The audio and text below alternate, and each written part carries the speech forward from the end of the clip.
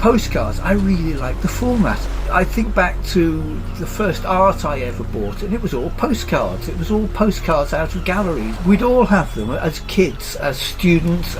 The only art we could really afford to buy was postcard versions. We'd blue tack them onto our walls, onto our student digs or whatever.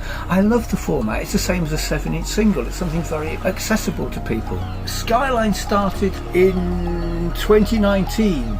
I was looking up at skies, I was looking into those open spaces, and I did that with the two Margate subjects, the Dreamlands and the Turner Contemporary, and then brought back that idea to my studio here in London, where I live in East London in Hackney. I started looking at London buildings in the same way, looking at the space above the buildings, started to get excited about brutalism and the lines, the shapes, the way things fit together, and trying to distill that down and not get engaged in the actual details of the building, to just strip it completely down into something that I was looking at originally when I was looking out to sea all that time ago on Anglesey.